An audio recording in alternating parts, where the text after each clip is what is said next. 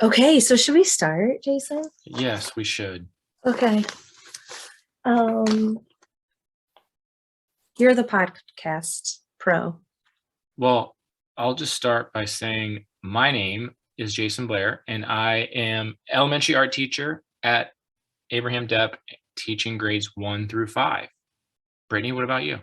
I'm Britanie Reisner, and I'm teaching fifth grade this year at Hoffman Trails Elementary, and that's in Hilliard. Um, I'm teaching like language arts and social studies to two different groups of kids each day. So, and we're here And to talk about C4, right? that's right. That's what we're here to talk about. I have a question for you. Okay. If you could think about some of your biggest insights about this work, what would you say some of those would be? Um, Great question. I think when I kind of looked back, thinking about 3 years, like a 3-year project, one of the biggest things that I think about is just the impact of the listening and the noticing, and the big projects that kind of came out of this. It just felt like it's so important that we're paying attention to what our kids are doing and thinking and saying. And believing, because there's just so much potential and opportunity there to deepen learning and understanding and build some connections. Um, Another insight, like there's lots of them, of course, but I'm still one of the things I'm still thinking a lot about is the impact, the potential impact with the influence um, and just helping kids kind of build agency and understanding about what they can do as a result of their thinking and learning. And I will probably get to this later, but I also think that's one of the challenges that we continue to face, is just like, how do we continue to think of innovative and creative ways to let kids amplify their voices? So I'll do one more insight, and I kind of love to hear your ideas too. It's just I think for me, and the reflection piece is just like the duration of the professional learning has been so impactful.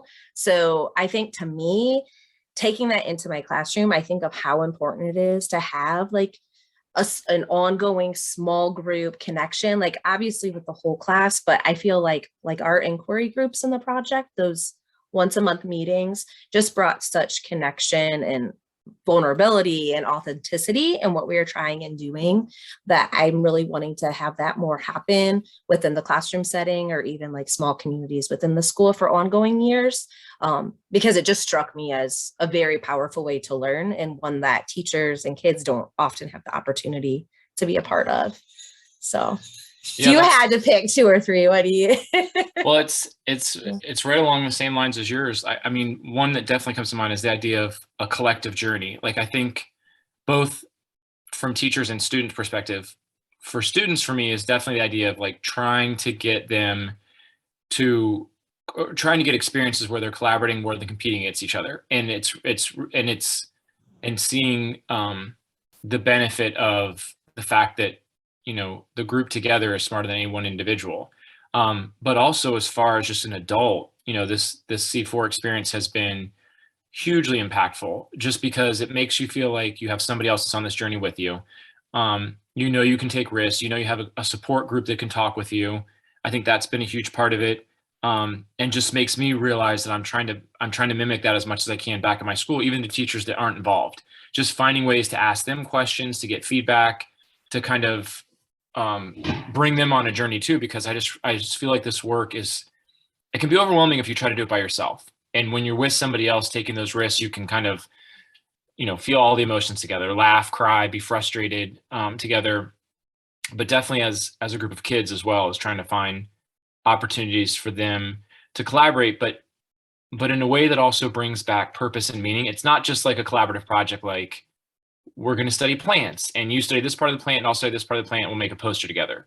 It's more about like, what is your motivation? What is your purpose and meaning? What are your interests and passions? And how do we bring that into mine? And how do we question together, um, in pursuit of knowledge that ultimately can make an impact on someone or something, big or small. Um, and then another takeaway was just one of the eyes, specifically the idea of imagination. And I think that's kind of jumped out the last you know well, I guess now a few years because of the pandemic and everything. And it just shows how how many things are in this world that we need to kind of use more bold imagination for. And I think that where our school system works against that because we're constantly saying like, what's the right answer? Here's the one thing. What's the standard? And so, in a sense, there's no need for imagination because the standards are already written on the Ohio Department of Ed website. So you could just go look at those and pull those off and really teach yourself how to do it. But we have through C4, you just realize that if we can give them experiences where they can, imagine something that's different or imagine something that we're not used to, I feel like that's a huge part of this project is just how do we create opportunities for kids to use their imagination in a way that has an impact, on themselves, on others, or on the world. And then the last one I would say was pretty much the idea of slowing down. And I think it's one of those things we saw during the pandemic about slowing down. And I think that's one of the things that we have to do more of because if the world is truly as complex as it is, we're not going to be able to solve it moving at 90 miles an hour and just covering, remembering, memorizing, recalling. We have to take the time to let things sink in with kids, to let them fully wrestle with it. And it's the same with us as adults. Like we need to start training ourselves to slow down more. Because we miss things if we don't. And what happens if we go super fast is we reduce things to choices of two. It's either yes, no, black, white, up, down, left, right. And that's just not the way the world works. But if we slow down, we can see that there's much more interconnection that happens. There's much more complexity. And so I think those are the three for me. It's just the idea of a collective journey and bold imagination, and then just the idea of slowing down to be able to experience the world around us more. Yeah, that makes a lot of sense. And what you're saying also connected back to that idea of investigation. I mean, I think what you were saying about the slowing down, I think over this project, I've shifted more from like posing questions that I am trying not to, but still kind of posing questions I know the answer to. And this has really caused a change in thinking about like, okay, what's the story we've been told about this topic or content or question or problem? And then where can we take time to really think about the nuances and the things we don't know? And I think you've done this for a long time, but I think this project introduced to me the importance of looking at art. Like I've a long time been a fan of the rubric of thinking like an artist, but this is, my first opportunity because kids are so invested in that looking and that noticing. Even if I find that it's not as easy for them to listen, but it is very easy for them to see right now. And so I think that's just been another like really important piece is the investigation piece and then the looking at art are big takeaways, big changes and shifts in my practice. Let me ask you this, because I've seen you and I've heard you do it when you do it masterfully and brilliantly of slowing down to make space for those conversations that have to happen because you're, as you said earlier, like you're a big proponent, obviously for, student voice and amplifying that, but there's so many examples you've given throughout this project where you've slowed down to be able to dig deeper and let certain things sort of grow. How do you do that in a sense for some people that feel overwhelmed with, well, I've got to cover this many things and this conversation is really rich, but at the same time, I know I have something else to get done the next half hour. How do you get there? How do you get to the point where you feel comfortable enough to say, you know what, we're going to stop right now and just kind of go this direction? I think after lots and lots of practice, it has become my default, just because I kind of can think about that moment. And I mean, we do that together as teachers and in a group where that as a true community, if we want to feel and be seen and be heard and be safe, like those are the moments that matter. And so we do actually call that sometimes. I know I've said that before that we'll say, okay, hold on, like whatever this rumbling is, whatever this tension is, that's a time that we need to pause and investigate further. Because those are the, and you've said this too, but those are the moments that can make or break. Those are the decisions we get to make, 10, 20 times a day about how we're going to walk away from the situation, either strengthening a child's creativity and their agency or kind of shutting them down. And I think, I mean, having said that, like there are times I miss, but then I think what a C4 teacher does all the time is the reflection. And it's never too late to be like, I'm still kind of thinking about something that happened yesterday or last Tuesday. Are you guys thinking about that? What's coming up for you? And then another thing I've really tried to do, and I know you do this too, is like just I, for myself, have had to create some structures where I know I'm setting things up to be prioritized what I consider the right way. So I used to have as kid, I think if this started maybe yesterday or last year, people would come in and, I'd have something that I thought was engaging, like a creativity challenge or something to, as the students walked in. But the expectation was kind of unsettled. And some days the vibe would feel kind of positive, and some days it might be really quiet. And so we kind of came together in class meetings, and I call them family meetings all the time, but we decided that was going to be community time. So now it's a whole new expectation that if you're doing a project or a task or a challenge, it's not on your own, because this is a community time. So you need to, be open and willing to share your ideas and questions and puzzles with other people. And that shift for me was really, it just became major, because I was able to wrap my head around the time, like this is actually built for that listening and speaking and talking to one another. And the other things take a back seat. And so I carried that into my 5th grade room this year, and we have like structure, like community conversation time, where it started with me kind of throwing out some questions that, easy at first and get more challenging, and then they've started to develop them just to practice having those conversations. Because I think when those times are set aside, I think students come to realize that that is the value in learning with and with others and from others. And that's that big influence piece that I think was missing from other structures and frameworks in my teaching career over a long, long time.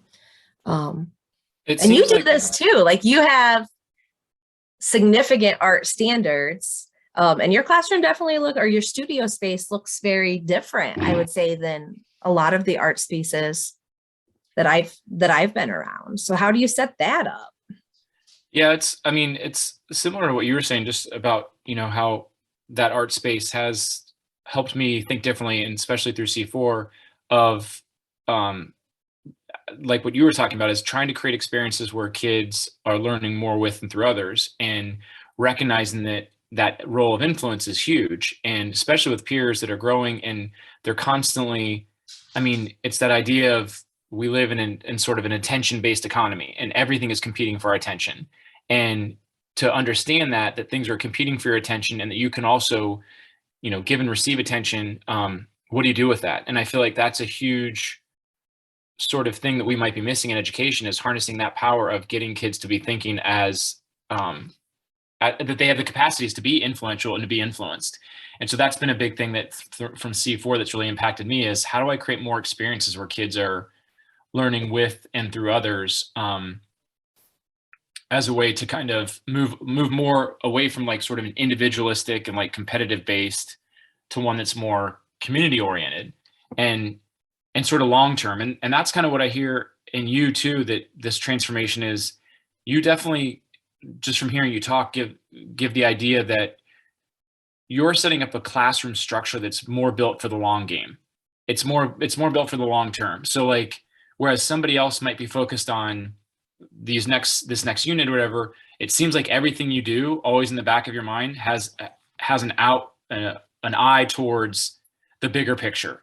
The child, when they go into middle school, high school, and beyond, of kind of the human you're developing for society. And I think that's an admirable approach to it, is that you always have that eye towards the future. And I think, even when you say, in your classroom, what's in your news, and who needs to hear this news, and it's always that eye towards the future of community building, of world building, and things like that. And it makes me sort of wonder if you do that intentionally, if that's something that's come through C4, is it innate? Is it something that you've always just kind of lean that way, or what makes it so that you always sort of have that eye towards the bigger picture and you're not hyper focused on a reading guarantee or the, state, the state standards and things like that?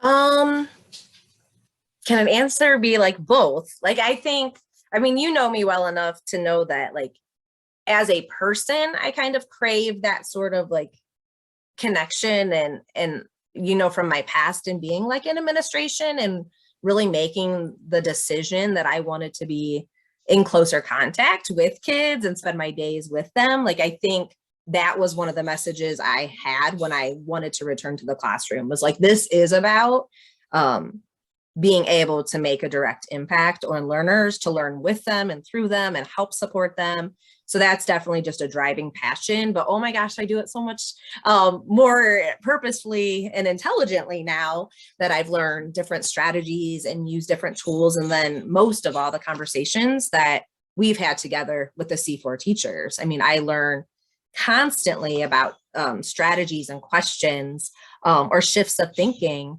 that I think is really, really, really relevant. And I think that lens comes from like all the roles we play, right? Like as parents and friends and children and the world that we want, and kind of seeing around us. C4 helps me frame that as positive opportunities, to find problems and then really think about steps in the right direction, where I think previously we were kind of like, or I was like, I don't really want to deal with the problems right now. Let's focus on the positive. But now it's like you gain more positive from actually facing the problems and thinking with kids about how to use their imagination to see things differently, or how do we investigate this in a way that illuminates new ideas. And I think I didn't know before, but like that focus on the future is the civic part. So like one of the questions is like, when you think about civic in relation to the lives of your students, what kind of things come to mind? And I think those are the small things that now I recognize as their civic. These classrooms are their worlds. These homes are their worlds. And this is such an opportunity to help them see what they want life to feel like and look like, And I feel like I've known you to do that through your big projects that were previously being able to showcase at the museum, but how your students would bring forth problems or issues that really matter to them. And did you notice any patterns or trends when you were, and you still do in all the grade levels, but like the civic issues that seem to come to mind and the things your students are really caring about right now?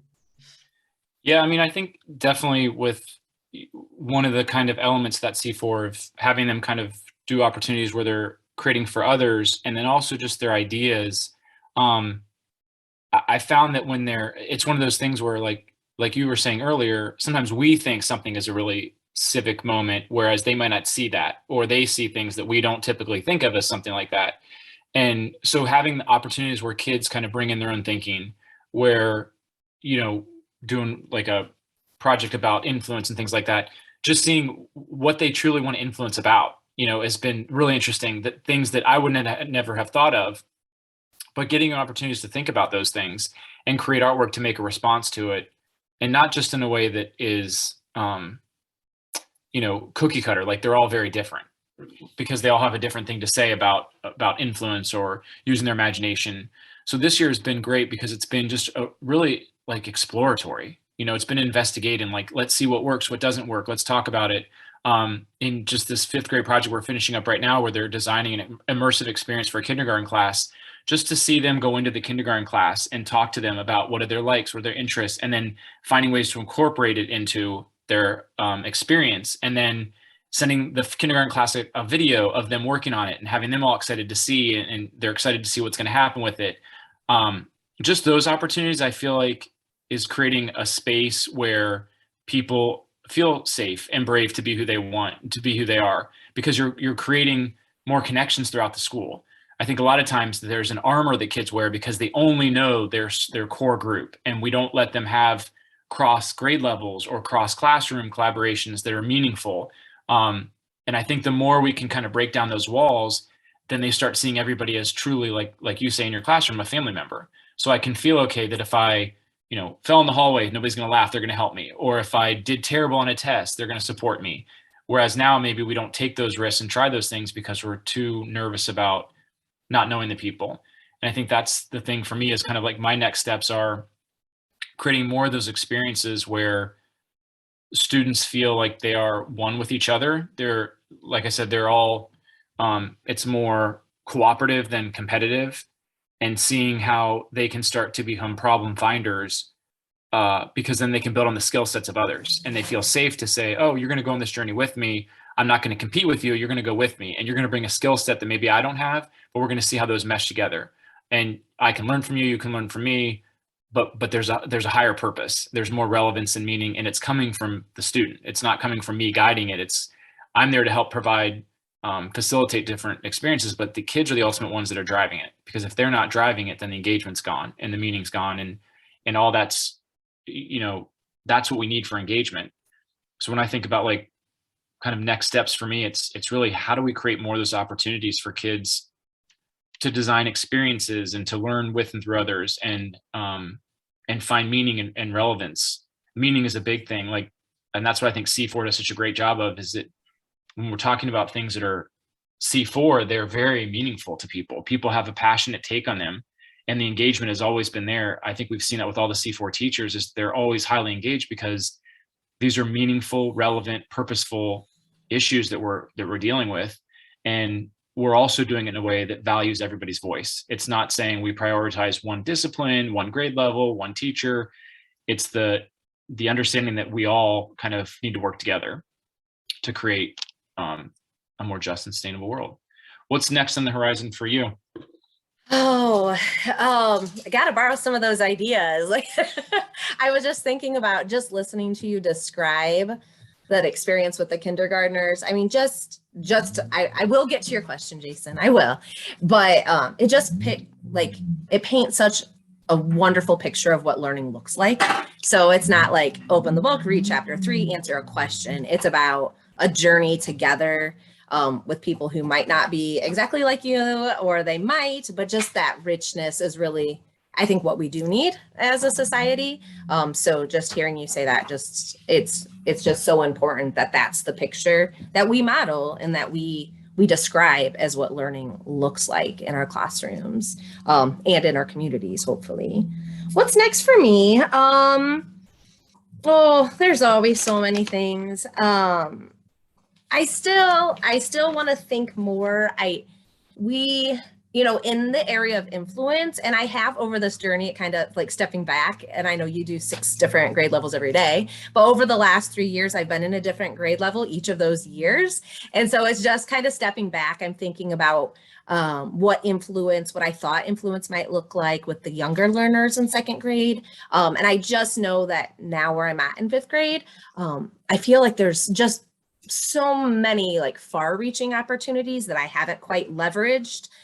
So really wanting to talk with my students more about what that looks like when they hear the word influence and when they imagine that. Like right now, we kind of keep track on an influence wall. Like, I learned this from this person, or this is an impact I had, but it still feels like something I want to explore much more deeply.